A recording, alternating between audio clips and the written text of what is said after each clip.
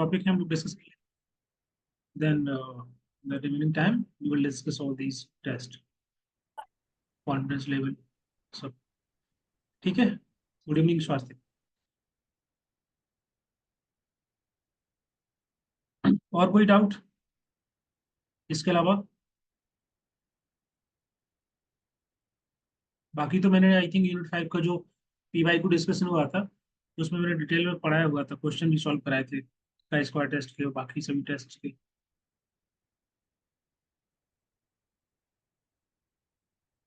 चलिए स्टार्ट करें।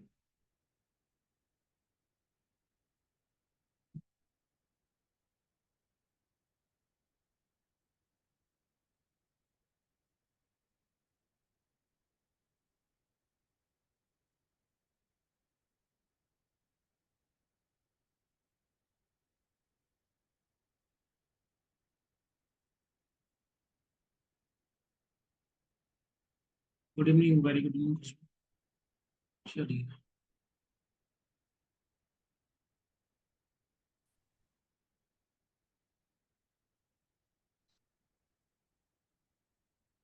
यूनिट 4 का वीडियो लेक्चर आपको अपलोड मिल जाएगा, यूट्यूब पे आ जाएगा तो उस पर देख लेना।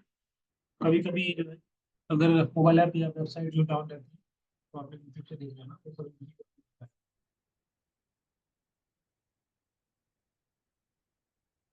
ऐप टेस्टिंग भी करवा दीजिए, ठीक है, इसको भी करा देंगे।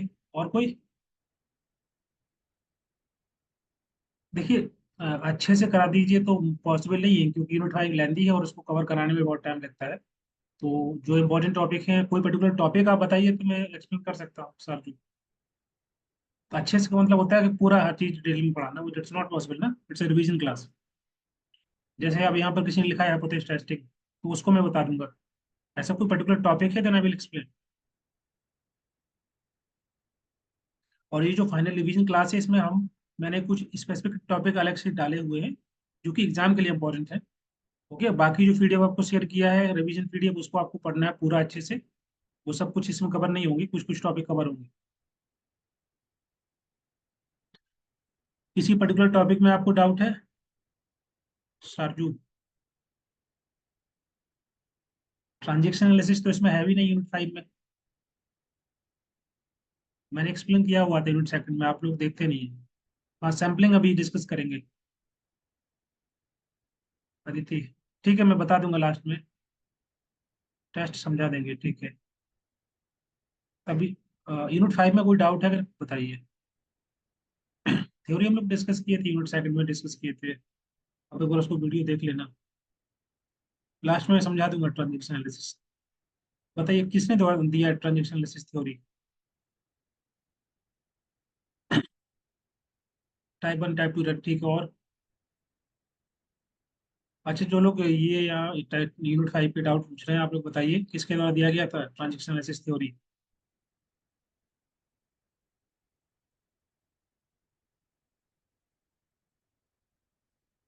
तो ये सब टेस्ट एनालिसिस रिग्रेशन, देखिए हर एक टॉपिक डिस्कस करना पॉसिबल नहीं है। आप लोगों से रिक्वेस्ट है, प्लीज वीडियो देखिए जो थ्योरी वाला है। अगर आपको हर एक टॉपिक में डाउट आ रहा है please, it's not possible to cover in live class, revision class. Direct one, बिल्कुल सही। ठीक है, आप लोगों से रिक्वेस्ट है कि अगर आपको हर एक टॉपिक में डिटेल अगर चाहिए तो फिर आप वीडियो देख लीजिए, उसमें मैंने क्वेश्चन भी कराया हुआ है, न्यूमेरिकल क्वेश्चन है, उसको मैंने एक्सप्लेन किया है। और उसमें टाइम बहुत लगता है, क्वेश्चन को सॉल्व करने में 10-20 मिनट लग जाएंगे। तभी वो पूरा एक्सप्लेन कर पाऊंगा डिटेल में। ठीक है, जितना हो पाएगा मैं कोशिश करूंगा, है ना। These are the revision classes, it not possible to cover everything, all the chapter, all the topics in this class. चलिए डिस्कस करते हैं। जो बेसिक बेसिक टर्म जो एग्जाम में आए हुए हैं उनको हम पहले देखेंगे, बाकी की चीजें वो आप लोग पढ़ सकते हैं या अलग से पढ़ सकते हैं।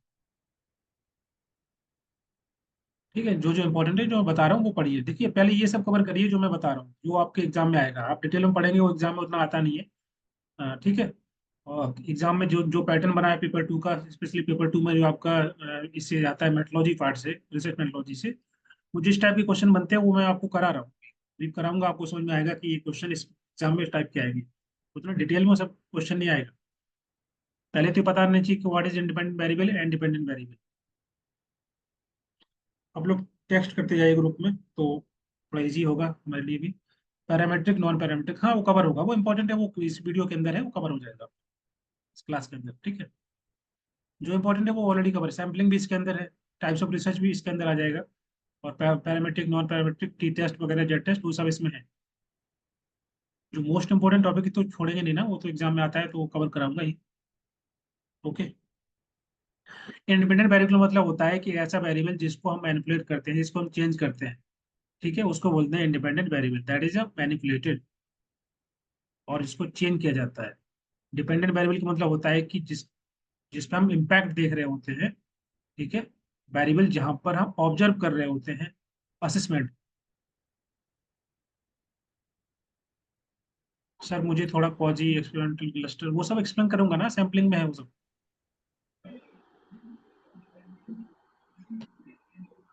प्लीज म्यूट कर लीजिए, प्लीज म्यूट कर लीजिए।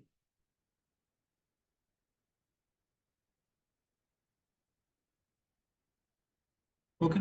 जैसे स्टडी मेथड है, स्टडी मेथड आपका क्या हो गया, एक डिपेंडेंट वेरिएबल, इंडिपेंडेंट वेरिएबल हो गया। ओके। और स्टूडेंट का परफॉर्मेंस टेस्ट स्कोर मान लीजिए, ये आपका हो गया डिपेंडेंट वेरिएबल। ओके। तो स्टडी जो मेथड है उसको हम बदलते हैं, उसको हम चेंज करते हैं, तो आपका इंडिपेंडेंट वेरिएबल हो गया, और उसका इम्पैक्ट हम देखते हैं किस पर, टेस्ट स्कोर पर, ये आपका डिपेंडेंट वेरिएबल। दोनों क्लियर हो गए होंगे। नेक्स्ट है एक्सचेंजेस वेरिएबल और कंफाउंडिंग वेरिएबल, बहुत इंपॉर्टेंट एग्जाम के लिए, यहाँ से क्वेश्चन आजकल बन रहे हैं, तो आपको ये सब पता रहना चाहिए। What is the exchanges variable, what is confounding variable, आप लोग लिखिए चैट बॉक्स में, बताइए।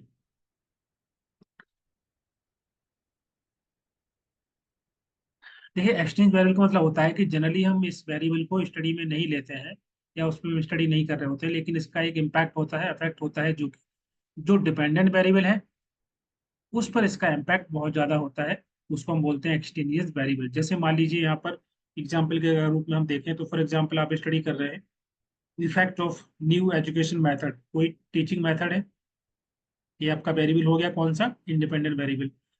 और उसका इम्पैक्ट देख रहे हैं टेस्ट स्कोर पर, टेस्ट स्कोर हो गया आपका डिपेंडेंट वेरिएबल, ठीक है। तो जो एक्सटेनियस वेरिएबल होगा उसको हम बोल सकते हैं कि for example you are doing the exam, giving the exam in the classroom, किसी क्लासरूम के अंदर है, तो क्लासरूम का जो टेम्परेचर होगा वो आपका एक एक्सटेनियस वेरिएबल कहलाएगा, क्योंकि इसका इम्पैक्ट किसके ऊपर हो रहा है, डिपेंडेंट वेरिएबल के ऊपर, ठीक है।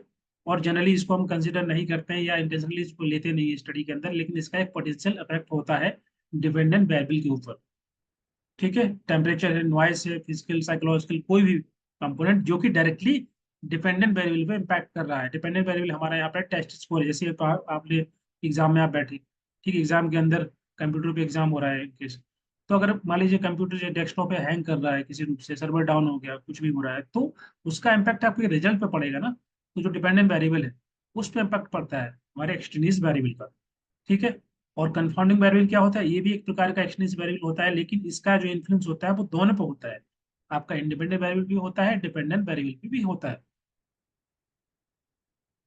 ठीक है। जैसे कि मान लीजिए स्टूडेंट को पहले से नॉलेज, जो प्रियर नॉलेज है, वो इम्पैक्ट करेगा इंडिपेंडेंट वेरिएबल पे भी और डिपेंडेंट वेरिएबल पे भी। किस प्रकार से करेगा, जैसे मान लीजिए किसी बच्चे को पहले से कुछ नॉलेज है किसी मैथमेटिक्स का, ठीक है, उसने पढ़ रखा है कुछ बहुत कुछ, तो जो इंडिपेंडेंट वेरिएबल है, ठीक है, उस पर भी कहीं ना कहीं आप नया टीचिंग मेथड आपका हो गया independent variable, new teaching method.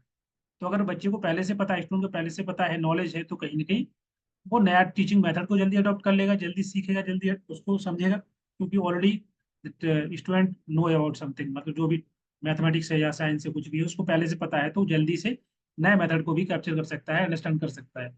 और साथ ही साथ जो उसका रिजल्ट आएगा स्कूल, वो भी बेहतर हो सकता है, क्योंकि उसको पहले से नॉलेज है, तो बाकी कंपेरिजन में कुछ अच्छा परफॉर्म करेगा, ठीक है।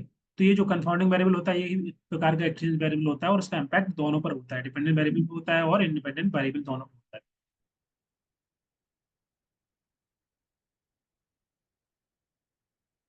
ठीक है। क्या बोल रहे हैं, एक मिनट रुको। TV is independent,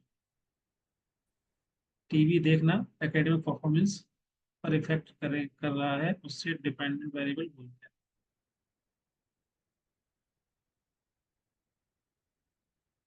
it's unwanted variable, we can say TV is independent variable. हाँ, TV, you can take an example, मतलब सिंपल है कि जिसको जो है हम बदलते हैं और जिसका इम्पैक्ट हम देखते हैं वो किस पे देखते हैं, डिपेंडेंट वेरिएबल पे। ठीक है, तो चेंज किस में लाते हैं हम, इंडिपेंडेंट वेरिएबल।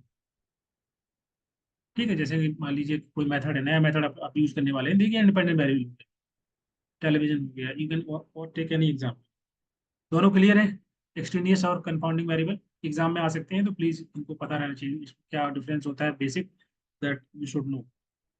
कि जो आपका एक्सट्रेनियस वेरिएबल होता है वो इम्पैक्ट करता है हमारे डिपेंडेंट वेरिएबल को, और जो कंपाउंडिंग वेरिएबल होता है हमारे इंडिपेंडेंट वेरिएबल और डिपेंडेंट वेरिएबल दोनों पे इम्पैक्ट करता है।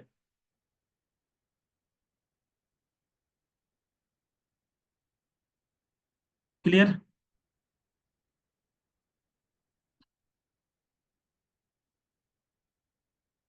चलिए नेक्स्ट, यहाँ पर है intervening variable, moderating variable, control variable and composite variable.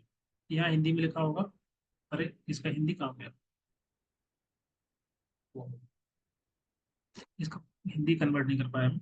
चलो मैं ऐसे बोल देता हूँ, समझ में आ जाएगा आपको। इंटरवेनिंग वेरिएबल का मतलब क्या होता है, जिसको हम मीडिएटर वेरिएबल बोलते हैं,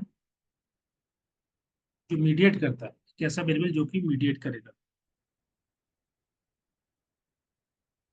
ठीक है, जैसे फॉर एग्जांपल, ये भी आपका जो रिलेशनशिप होते हैं इंडिपेंडेंट वेरिएबल और डिपेंडेंट वेरिएबल का है, उसको एक्सप्लेन करता है। ये जो आपका इंटरवीनिंग वेरिएबल है, इसको हम मीडिएटिंग वेरिएबल बोल रहे हैं, ये क्या करता है, दोनों के बीच में, इंडिपेंडेंट और डिपेंडेंट वेरिएबल के बीच में रिलेशन को दिखाता है, दर्शाता है, एक्सप्लेन करता है, तो काइंड ऑफ ब्रिज की तरह काम करता है दोनों के बीच में।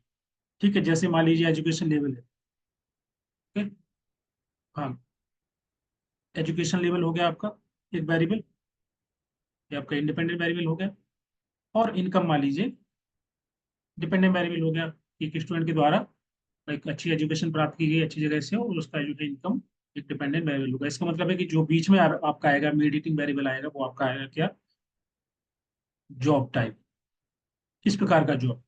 तो अगर अच्छी एजुकेशन मिली होगी तो उसकी जॉब बेहतर मिलेगी, सही, अच्छी अच्छी कंपनी में उसका इनकम भी ज्यादा होगा। तो बीच का जो मीडिएटिंग वेरिएबल है, इंटरमीडिएट वेरिएबल है, वो आपका कहलाएगा जॉब, जिस प्रकार का जॉब होगा। तो you can take any example, वहां से आपको समझ में आ जाएगा। ठीक है, एक मीडिएटर की तरह काम करता है, जिसको हम बोलते हैं इंटरवीनिंग वेरिएबल, दोनों के इंडिपेंडेंट और डिपेंडेंट वेरिएबल के बीच में ये जो रिलेशनशिप है उसको दर्शाता है, एक्सप्लेन करता है। ओके, हायर एजुकेशन लेवल होगा तो उतना ज्यादा उससे क्या होगा, हायर पेइंग जॉब मिलेगी उसको, और हायर पेइंग जॉब मतलब होता है अच्छी इनकम होगी। तो जो बीच वाला फैक्टर है वो आपका जॉब टाइप हो गया। दूसरा है मॉडरेटिंग वेरिएबल। मॉडरेटिंग का मतलब क्या होता है, बताइए।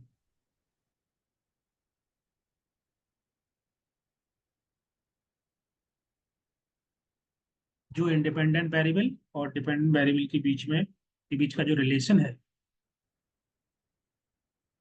उसकी जो डायरेक्शन है, उसको दिखाता है, उसको इन्फ्लुएंस कर सकता है। ठीक है, इसको बोलते हैं मॉडरेटिंग। जैसे फॉर एग्जांपल, आप वर्कआउट करते हैं, एक्सरसाइज करते हैं, ठीक है, और वेट लॉस, ये हो गया आपका दो वेरिएबल हो गया, इंडिपेंडेंट वेरिएबल, डिपेंडेंट वेरिएबल। ठीक है, तो जो आपका डाइट होगा वो आपका एक क्या कहलाएगा, मॉडरेटिंग वेरिएबल। ठीक है, आप वर्कआउट करेंगे लेकिन डाइट अगर अच्छी नहीं होगी तो वेट लॉस नहीं होगा ना। तो काइंड ऑफ एक डाइट आपका एक ऐसा वेरिएबल है जिसको हम बोल सकते हैं मॉडरेटिंग वेरिएबल। ठीक है, that depend on the individual diet. तो यहाँ पर लिखा हुआ है कि दैट इन्फ्लुएंस द स्ट्रेंथ और the direction of the relation between the independent and dependent variable.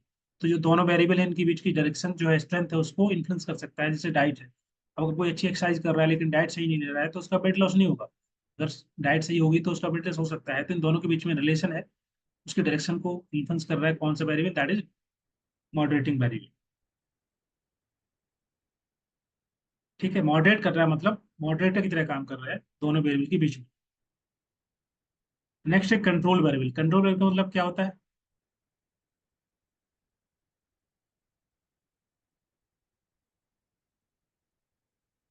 ये एक एग्जांपल और ले सकते हैं इसके अंदर, मॉडरेटिंग में और क्या हो सकता है, एनीबडी। जैसे ट्रेनिंग है और जॉब परफॉर्मेंस है, तो इसमें आपका एक मॉडरेटिंग वेरिएबल क्या आएगा, पर्सन का मोटिवेशन।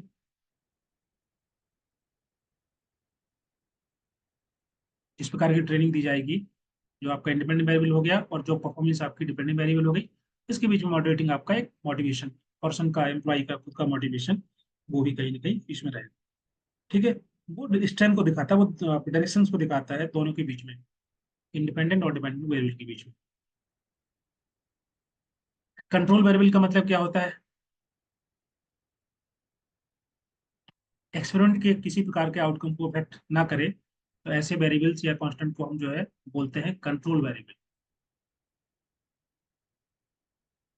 जैसे फॉर एग्जांपल, आप लोग एग्जांपल देते जाइए ताकि पता चले कि आप क्लास में हैं।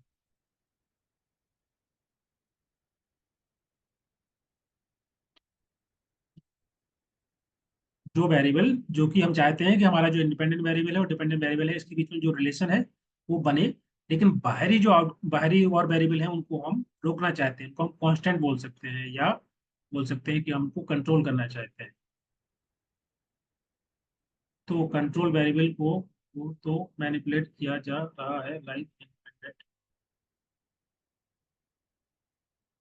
कंट्रोल वेरिएबल को मैनिपुलेट नहीं कर रहे हैं, हम उसको कांस्टेंट कर रहे हैं। जैसे कि मान लीजिए कि प्लांट है, ठीक है, दो प्लांट है, अब इसमें ये प्लांट लगा हुआ है, ठीक है, यहाँ पर सूरज की रोशनी आएगी, सिंपल, इसकी ग्रोथ बराबर होगी दोनों की। बराबर कब होगी? जब हम कंट्रोल या बाकी वेरिएबल को कंट्रोल कर लेंगे। क्या क्या हो सकता है? जैसे कि इसका जो है सॉइल, वो टाइप एक जैसा होना चाहिए, ठीक है, दोनों को रोशनी बराबर मिलनी चाहिए, पानी दोनों को बराबर मिलना चाहिए। तो ये जो है सभी के सभी आपकी ये कंट्रोल वेरिएबल कहलाएंगे, जिनको हम कांस्टेंट कर लेते हैं, उनको हम रोक लेते हैं, ताकि हमारा जो आउटकम निकले उस पर किसी प्रकार का इसका इम्पैक्ट ना हो। मैनिपुलेट तो सभी होंगे ना। नहीं, एक्सपेरिमेंट हमारा मैनिपुलेट नहीं हो रहा है, बाकी जो वेरिएबल है उसको हम रोक रहे हैं, कंट्रोल कर रहे हैं, कांस्टेंट कर रहे हैं। जैसे मान लीजिए आप इसको, एक प्लांट को आपने रख दिया, एक में दूसरे टाइप का सॉइल डाल दिया, एक में दूसरे टाइप का डाल दिया, तो हो सकता है एक सॉइल जो है जिसमें ज्यादा न्यूट्रिशन हो, वो ज्यादा ग्रोथ कर दे प्लांट को, है ना, तो उसको हम रोक रहे हैं।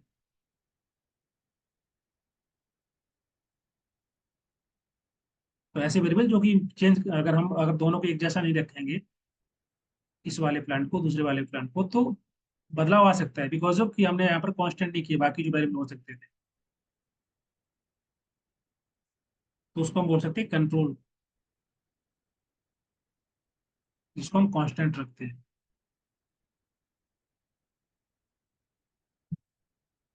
डीबी को मैनिपुलेट होने से रखना, हाँ, बचाना। जैसे जो आपके पास दो ग्रुप हैं, एक ग्रुप 1 है, वो ग्रुप 2 है, लेकिन कुछ ऐसे वेरिएबल होंगे जो कि कहीं ना कहीं अगर हम उसको रोकेंगे नहीं, कंट्रोल नहीं करेंगे, तो उसका इन्फ्लुएंस हो जाएगा बेस के डिपेंडेंट वेरिएबल, तो उनको हम रोक लेते हैं, वो आपके कांस्टेंट वेरिएबल कहलाते हैं, कंट्रोल वेरिएबल कहलाते हैं। ठीक है, समझ में आ रहा है? उनको आइसोलेट कर देते हैं, हटा देते हैं। कंपोजिट वेरिएबल का मतलब क्या होता है? कंपोजिट वेरिएबल का मतलब होता है कि जहाँ पर वेरिएबल बहुत सारे होते हैं, हम उनको एक साथ इकट्ठा लिखते हैं। जैसे मान लीजिए आपने स्टडी करने जाना है कहीं पर, किसी विलेज के अंदर, किसी एरिया में, तो वहाँ पर आपने स्टडी किया है, सोशियो इकोनॉमिक स्टडी करना, तो सोशियो इकोनॉमिक स्टडी या स्टेटस हमारा हो गया कंपोजिट वेरिएबल। लेकिन इसके अंदर बहुत सारे वेरिएबल हो सकते हैं ना, जैसे इनकम हो गया, फार्मर की इनकम हो गई, मान लीजिए किसी विलेज के अंदर आप फार्मर पे स्टडी कर, तो उनकी इनकम हो गई, उनका एजुकेशन लेवल हो गया, ये आपका इनकम हो गया, इकोनॉमिक लेवल, एजुकेशन आपका सोशियो स्टेटस के अंदर आ गया, ऑक्यूपेशनल स्टेटस आ गया, और बाकी की चीजें, बहुत सारे वेरिएबल हो सकते हैं। फिर उन सबको हम जोड़ देंगे, तो आपका कहलाएगा वो सोशियो इकोनॉमिक वेरिएबल। ठीक है, उसको कंपोजिट वेरिएबल बोलते हैं। Nutrition capacity equal to 4 consume plus 4 grown. हाँ, देखिए, हाँ जी, ये भी ठीक है। तो यार कोई भी एग्जाम्पल ले लीजिए आप इसके अलावा, ये आपका ये एग्जाम्पल हो गया, और क्या हो सकता है कंपोजिट वेरिएबल के अंदर? देखिए, जहाँ पर मल्टीपल इंडिकेटर होते हैं ना, तो सभी इंडिकेटर को जोड़ देना। जैसे पॉवर्टी है, तो पॉवर्टी में बहुत सारे फैक्टर हो सकते हैं, उन सबको जोड़ देंगे तो क्या कहलाएगा आपका कंपोजिट वेरिएबल।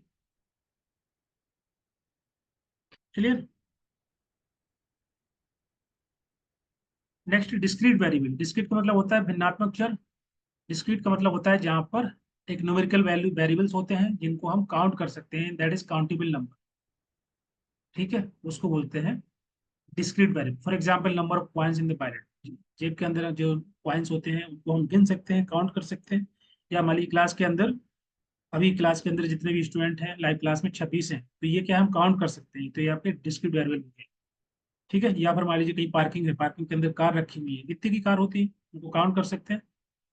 कंटिन्यूस वेरिएबल का मतलब क्या होता है कि numerical value that can take a infinite number, जैसे हाइट है उसको आप बहुत सारा वैल्यू वैल्यू हो सकता है ना, 17.5, 6, 7, 8, 9, 10। Okay, any level of precision पे हम उसको मेजर कर सकते हैं, जो आपका कंटिन्यूस वेरिएबल होता है। इनफाइनाइट नंबर ऑफ वैल्यू हो सकती है with in the range, range मतलब जो लिमिटेड रेंज है उसी के अंदर। टेम्परेचर है, टाइम है, तो ये क्या है आपके कंटिन्यूस वेरिएबल कहलाएंगे, क्योंकि यहाँ पर हम लेवल ऑफ प्रिसीजन मेजर कर सकते हैं बड़े स्केल पर। छोटी छोटी वैल्यू हो सकती है, पॉइंट में वैल्यू हो सकती है। Clear?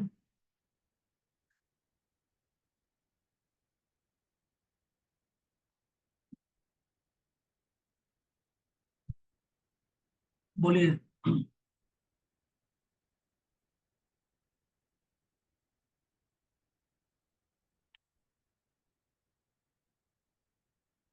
Which one is more valid? Of course आप जो कंटिन्यूस वेरिएबल लेंगे वो ज्यादा होगा, क्योंकि यहाँ पर लेवल ऑफ प्रिसीजन ज्यादा होगा, क्योंकि वैल्यू आप पॉइंट में ले सकते हैं। अब ये भी डिपेंड करता है कि किस टाइप का आपका स्टडी है, उसमें कौन से वेरिएबल की जरूरत है। लेकिन अगर इन जनरली हम देखें तो जो कंटिन्यूस वेरिएबल होगा उसको हम ज्यादा प्रिसीजन बोल सकते हैं, क्योंकि प्रिसीजन ज्यादा है।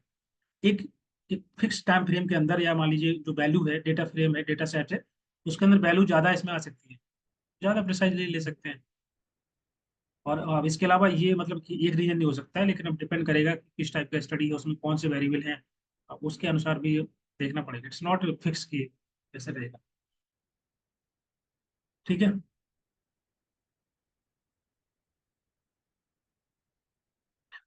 आगे बढ़े।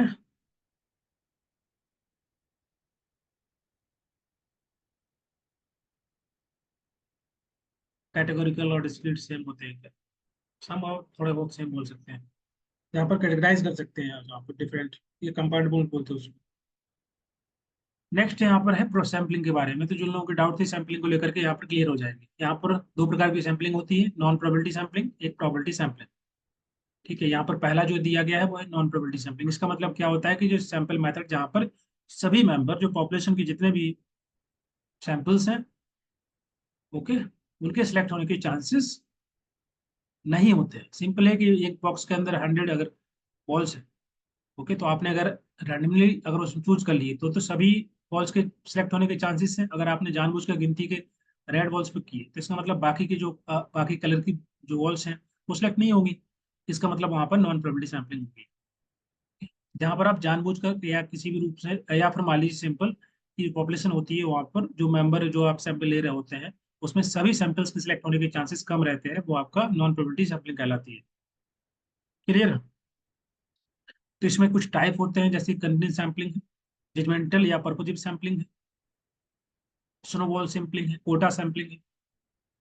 ठीक है, एक एक करके अंडरस्टैंड करते। कन्विंस का मतलब क्या होता है कि जो पार्टिसिपेंट सिलेक्ट किए जाएंगे स्टडी के अंदर, ओके, वो इजिली अवेलेबल है, इजिली रीचेबल है, जहाँ पर हम आसानी से उनको प्राप्त कर सकते हैं या उनसे बात कर सकते हैं, उनसे हम कांटेक्ट कर सकते हैं, वो कहलाता है कन्विंस सैम्पलिंग। जैसे कि मान लीजिए आपको स्टडी करना है और स्टूडेंट के ऊपर, तो आप किसी यूनिवर्सिटी कॉलेज में जाकर के गेट पे खड़े हो जाएंगे, वहाँ सर्वे कर लेंगे, बहुत सारे स्टूडेंट घूमते रहते हैं, तो ये क्या कहलाएगा, आपका कन्विंस सैम्पलिंग कहलाएगा। ओके, जैसे आपको बजट पे जो है किसी प्रकार का सर्वे करना है, तो बजट पे सर्वे करने के लिए आप मार्केट एरिया में चले जाइए, लोग वहाँ पर बहुत सारे मिल जाएंगे, या किसी ऑफिस के बाहर लोग मिल जाएंगे चाय पीते हुए। तो ये क्या है, एक आसान तरीका होता है जहाँ पर मूवी हॉल के बाहर मूवी का रिव्यू ले सकते हैं। बिल्कुल सही एग्जाम्पल। ठीक है, तो ये आपका एग्जाम्पल कहलाएगा कन्विंस, क्योंकि उस प्रकार के स्टेक होल्डर या पार्टिसिपेंट जिनको आपकी जरूरत है वो उस जगह पर मिलेंगे जहां पर आप जाकर के आसानी से प्राप्त कर सकते हैं, तो वो आपका कहलाता है कन्विंस सैम्पलिंग। दूसरा जजमेंटल या पर्पजिव। इसका मतलब होता है कि यहाँ पर जो पार्टिसिपेंट होंगे based on the researcher observation, या उसका जो जजमेंट होगा, उसकी जो अंडरस्टैंडिंग होगी। वॉइस ब्रेक हो रहा है?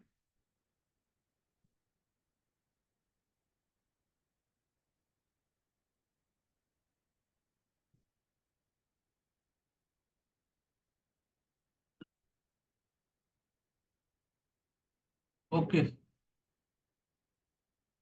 No sir. सेकंड वाला है जजमेंटल या पर्पजिव सैम्पलिंग। इसका मतलब होता है कि जहां पर जो पार्टिसिपेंट है that is based on the researcher judgement, या उसकी जो अंडरस्टैंडिंग है, उसका जो नॉलेज है, उसके आधार पर हम सेलेक्ट करते हैं जहां से ज्यादा इन्फॉर्मेशन कलेक्ट हो सकती है। जैसे मान लीजिए यहाँ पर एग्जाम्पल दिया है कि we want to study the impact of specific education intervention on a high achieving student. इसका मतलब हुआ कि यहाँ पर रिसर्चर केवल वही स्टूडेंट सेलेक्ट करेगा जिनके हाई ग्रेड आए हुए हैं, जिनके अच्छे मार्क्स आए हैं। तभी आसानी से हम यहाँ पर इम्पैक्ट असेस कर सकते हैं स्पेसिफिक एजुकेशन इंटरवेंशन का। राइट, जिन बच्चों का अच्छा परफॉर्मेंस होगा, जो अच्छे ग्रेड आए होंगे, तो वहां पर आसानी से वो लोग सेलेक्ट कर सकते हैं, मतलब उन सभी पार्टिसिपेंट को स्टडी के अंदर। उसको बोलेंगे जजमेंटल सैम्पलिंग। या फिर मान लीजिए कोई स्टडी, इस प्रकार की स्टडी है कि किसी प्रकार का प्रोग्राम लॉन्च करना है किसी कंपनी के अंदर, तो जो एनजीओ या जो वेलफेयर एजेंसी है, उनके जो एक्सपर्ट्स हो, जिनका अनुभव है, जिनका एक्सपीरियंस है, जिन्होंने फील्ड वर्क किया हुआ है, काम किया है, तो अगर हम उनसे पूछेंगे, बातचीत करेंगे, तो वो बेहतर आंसर दे पाएंगे। ठीक है। सी बायसनेस ऑलवेज देयर, क्योंकि हम बात कर रहे हैं नॉन प्रोबेबिलिटी सैम्पलिंग, वो तो रहेगी ही रहेगी। ठीक है, क्योंकि रैंडम सैम्पलिंग नहीं है, नॉन प्रोबेबिलिटी सैम्पलिंग है, तो यहाँ पर biasness always there. Clear. Second next है इसमें स्नोबॉल सैम्पलिंग। स्नोबॉल सैम्पलिंग का मतलब क्या होता है? ऐसे सैंपल जहां पर उनको रीच करना पॉसिबल नहीं हो पाता है, डिफिकल्ट होता है, तो वहां पर हम लोग स्नोबॉल सैम्पलिंग का यूज करते हैं। नेटवर्क, हाँ, या बोल सकते हैं कि जहाँ पर very difficult to reach out to the population of the sample, so we use this method. तो जहाँ पर कुछ सैंपल हमारे पास होते हैं, या एक एक करके हम कनेक्ट होते हैं, जैसे मान लीजिए कुछ रेयर डिजीज है, HIV एड्स अफेक्टेड पीपल है, they are not easily accessible, लोगों को नहीं पता होता है। तो क्या होता है कि हम आप डॉक्टर के पास जाएंगे, डॉक्टर से किसी पेशेंट का आपको कॉन्टेक्ट मिल जाएगा। ठीक है, वो पेशेंट है, उससे आप बात करेंगे, वो आपको और एक दो लोगों का नाम बता देगा। ऐसे करके एक नेटवर्क बनता जाता है पार्टिसिपेंट का, सैंपल्स का। ठीक है, क्योंकि पहले पता नहीं होता है, ऐसे इकट्ठे सब नहीं मिल पाते। We can see a very hard to reach population, जिसको हम बोल सकते हैं। तो एक स्नोबॉल बना करके, सैंपल साइज बना करके, हम धीरे धीरे करके डेटा कलेक्ट करते जाते हैं और रीच आउट करते जाते हैं सभी लोगों को। But sir non probability sampling accuracy अच्छा होगा देन, नहीं कैसे होगा नॉन प्रोबेबिलिटी सैम्पलिंग? देखिए, नॉन प्रोबेबिलिटी सैम्पलिंग में बायसनेस भी होती है ना। जैसे मान लीजिए आपको, आप स्टडी कर रहे हैं किसी किसी भी, आप कोई सर्वे कर रहे हैं, तो सर्वे में आपने आपने जानबूझकर कोई ले लिया केस, आपने अपने हिसाब से सैंपल सेलेक्ट कर लिए, तो फिर तो जरूरी नहीं कि वो रिप्रेजेंट करेंगे पूरी पॉपुलेशन को। जैसे मान लीजिए एक एजुकेशन, मान लीजिए टीचर ट्रेनिंग, ठीक है, टीचर, या मान लीजिए नया मेथड, न्यू मेथड है, न्यू मेथड ऑफ एजुकेशन है, और इसका इम्पैक्ट आपको देखना है स्टूडेंट की परफॉर्मेंस पर। ठीक है, अब आपने सिलेक्ट कर लिए ऐसे स्टूडेंट जो कि अच्छा स्कोर करते हैं, या जो टॉपर हैं, जो ब्रिलियंट ब्रिलियंट स्टूडेंट है, तो क्या ही फर्क पड़ता है अगर जो नया मेथड लाया जाए या नहीं लाया जाए। वो जो अच्छे स्टूडेंट होंगे, जो अच्छा परफॉर्म करेंगे, वो करेंगे करेंगे, थोड़ा बहुत चेंजेस आएगा। तो आपने सेलेक्ट कर लिए वही सैंपल, मतलब आपने नॉन प्रोबेबिलिटी सैंपलिंग यूज की है, तो बैचनेस यहाँ पर आ जाएगी। लेकिन सही रिजल्ट नहीं आएगा ना, क्योंकि ऐसे बच्चे जिनका अच्छा परफॉर्मेंस नहीं होता है, जो एवरेज है, ओके, नए मेथड का इम्पैक्ट उस पर क्या पड़ रहा है, आपने आपने फोकस ही नहीं किया, क्योंकि आपने वो सैंपल लिए ही नहीं अपनी स्टडी के अंदर, तो कहीं ना कहीं आपका रिजल्ट अच्छा नहीं आएगा। तो नॉन प्रोबेबिलिटी सैंपलिंग उतना बेहतर नहीं होता है when we compare with the probability sampling, क्योंकि प्रोबेबिलिटी सैंपलिंग में सभी सैंपल सेलेक्ट होने के चांसेस होते हैं। क्रिमिनल केस, मेरी कुमार बिल्कुल सही है।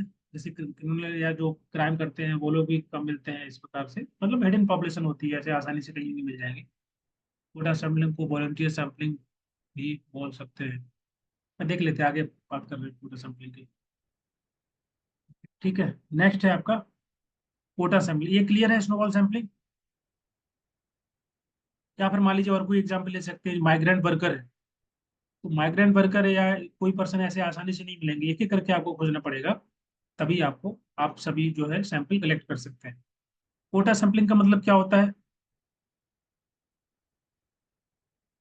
ड्रग केसेस, कोई भी एग्जाम्पल ले सकते हैं, बहुत सारे होते हैं।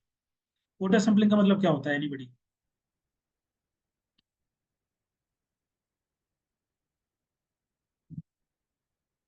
कोटा मतलब होता है सिंपल एक स्पेसिफिक प्रोपोर्शन में आप पॉपुलेशन को जो है दर्शाते हैं, रिफ्लेक्ट करते हैं, वो आपका कहलाता है कोटा सैंपलिंग।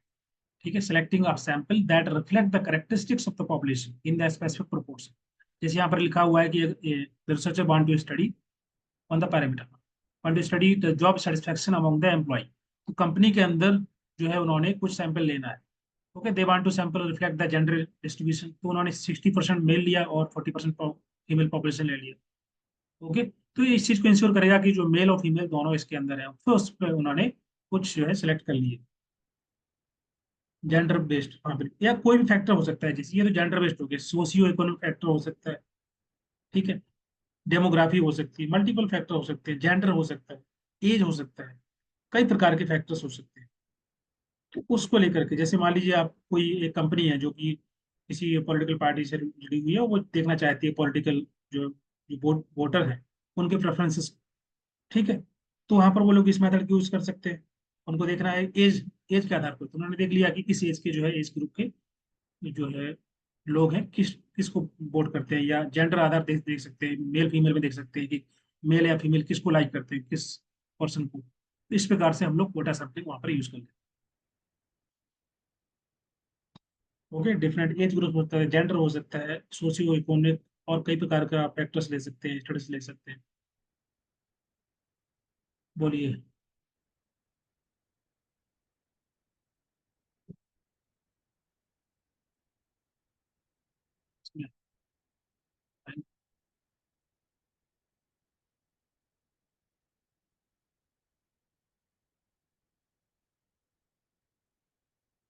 देखो, वॉलेंटरी सैंपलिंग इसको नहीं बोलते हैं, वॉलेंटरी का मतलब होता है सेल्फ सिलेक्शन, कि आप खुद उसका हिस्सा बनना चाहते हैं, ठीक है, उसको बोलते हैं सेल्फ सिलेक्शन। यहाँ पर होगा सर। हाँ जी बोलिए।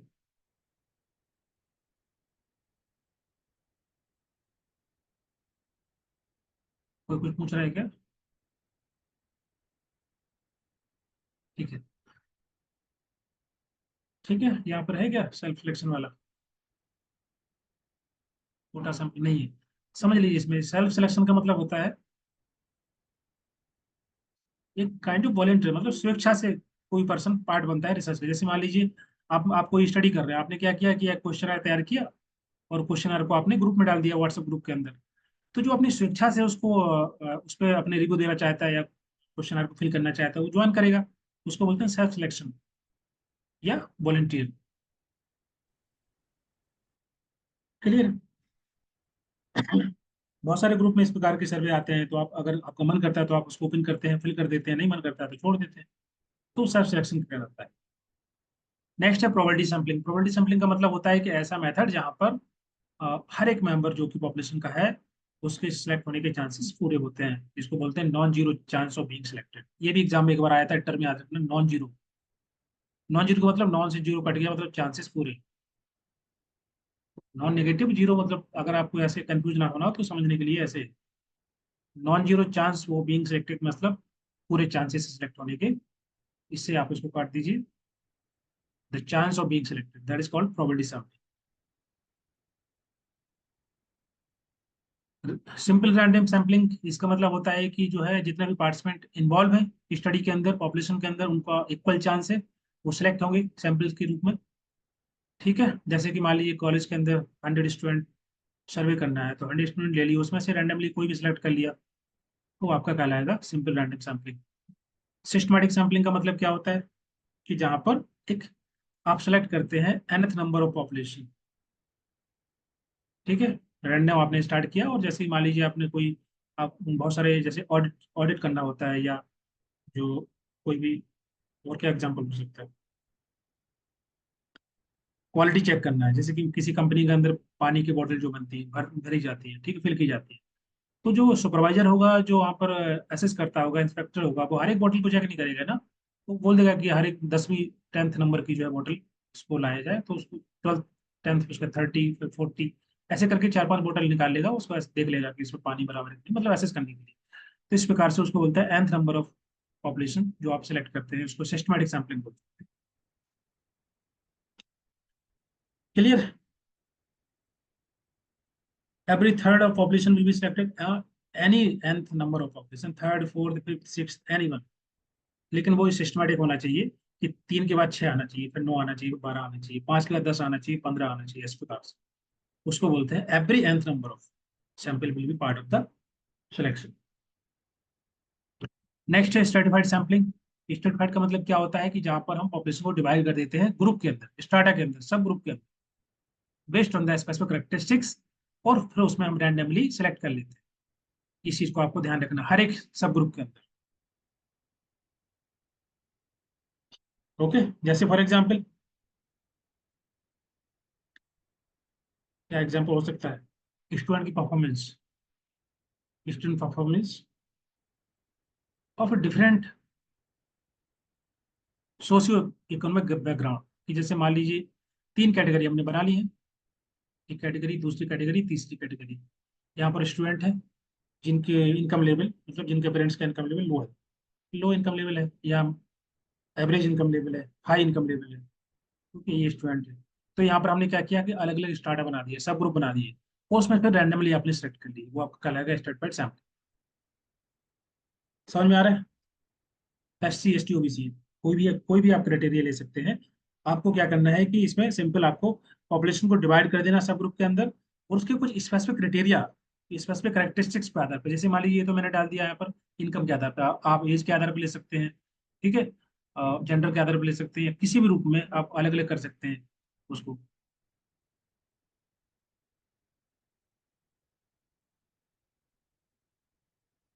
होमोजीनियस होना चाहिए क्या ग्रुप? बिल्कुल वो आपका होमोजीनियस होगा। जैसे मान लो इनकम लेवल आपका है ये वाला ग्रुप, तो ये तो होमोजीनियस ही होगा ना, क्योंकि आप केवल स्टूडेंट ही सिलेक्ट कर रहे हैं, आपने स्टूडेंट ही लिए हैं केवल।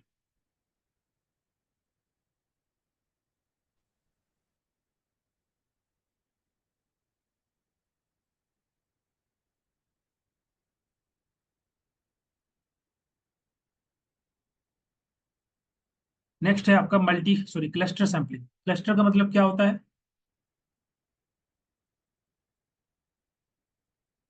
डिफरेंट ग्रुप का एक एक सैंपल लेकर के चेक करना होगा। हाँ, तीनों ग्रुप में से जितने भी सैंपल लेंगे बराबर सैंपल लेंगे। जैसे इसमें से आपने जितने लिए उसमें से आपने इतना ही लेना है। जैसे मान लीजिए 5 स्टूडेंट यहाँ से ले लिए, 5 यहाँ से और 5 यहाँ से, एक ले लो या 5 ले लो, जो भी जितने हैं आपके पास सैंपल साइज है उसके हिसाब से।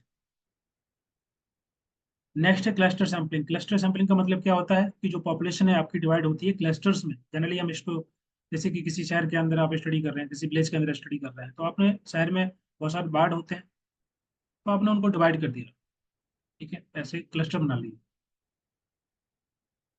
ठीक है, ग्रुपिंग कर दी, जिसको बोलते हैं क्लस्टर।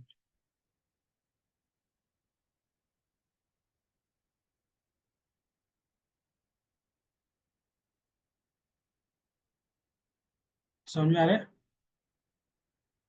हर एक क्लस्टर में से आपने मान लीजिए 20